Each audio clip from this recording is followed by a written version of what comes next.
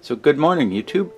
I got the CyberPower UPS charged up overnight, and you can see up here it's using about 2.1 watts. I have it off. Also, this meter reads about a 0.6 of a watt at no load, so really you're looking at about 1.6 watts of power. Now this is fully charged and off. So now let's turn this on. Okay, YouTube, looks like it's settled down around 4.6 watts, and again there's a 0.6 watt no load reading on this meter, so we're right around 4 watts with the power on. Looks like the display and the backlight maybe take a few tenths of a watt to run that. What I wanted to try here, a couple of things. So you can see I've got the UPS displaying the output power, and my meter up here is displaying the input power. So we've got 121 coming in, and let's try simulating a brownout here. So our voltage is dropping. You can see we're 110, 110. Nothing's happening yet. So I'll go down here, down 105, right around 100. So we still have essentially 1 to 1, 100 volts in. So down here 99, you can see we hit 98 volts, and you can see right when I hit 99 volts this AVR comes on, which is the automatic voltage regulation, and you can see now the output is 110 volts, and there was a relay click I heard inside the unit. I don't know if the camera picked that up. So let's continue dropping the voltage. Let's go down to about 90. So now I've got 90 volts input, 102 out, and at 88 volts the setting is to change to battery power. So we got 89, and right there we went 88. Now it says battery. So now the UPS is running on battery power. It's decided that the utility power was too low and switched over to battery. So let's go back up here, 90, and we get up to like 93 volts. It's switched back to AVR. It's no longer using battery power. And we can go all the way back up. Once we get above, it still says AVR.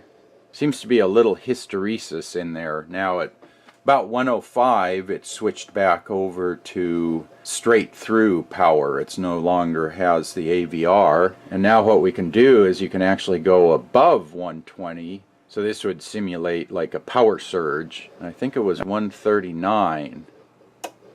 And you can see it decided at 139 volts that that voltage was too high, and again switched over to battery.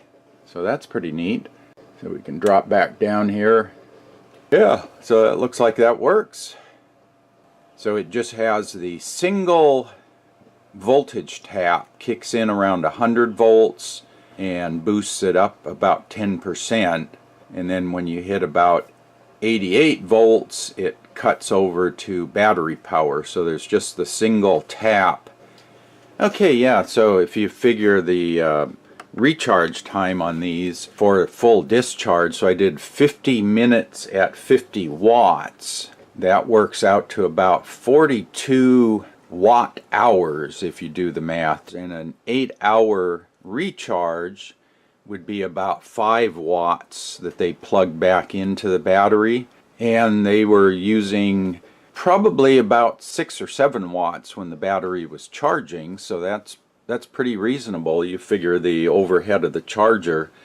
I don't think they're really overdriving that battery terribly hard, because 42 watt hours would be maybe 4 amp hours out of a 9 amp hour battery. So they're not pulling the battery super low, so that seems pretty reasonable. Again, it's only a 9 amp hour battery. You're not going to run your whole house on one of these things.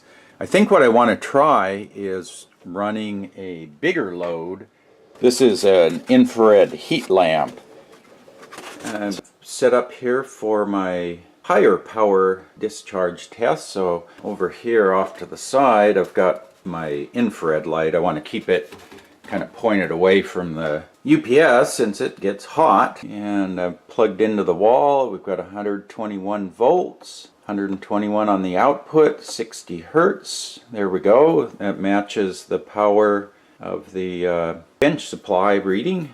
So 144, that'll probably drop a little bit. What I'm going to do is I'll pull the plug on the UPS and we'll start the timer and we'll see how long this goes. So we're going to have power failure right now. And I'll start. Yeah, so that's about what I thought, around 15 minutes run time. So we'll see how accurate this number is.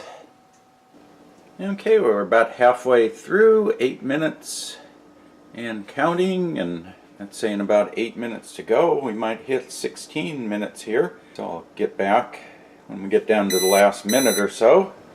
Okay, looks like we're down to the last few minutes here. Battery symbol started flashing and the alarm went off. I silenced that.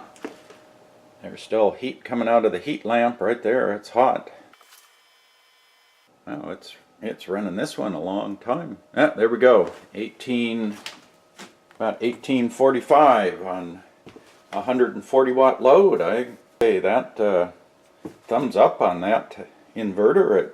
It does what it says it does. Now granted, if you were running the full 600 watt load, you would probably have between 3 and 4 minutes. I think that'll do for what I need, so I think I'm going to get this plugged back into the wall, and then I'm going to plug my Synology disk station in and see what it takes to configure the UPS settings on the machine. I've never seen that before, so I guess I will cover that in the next video. So stay tuned for that. If you have any questions, post up in the comment section below the video description there.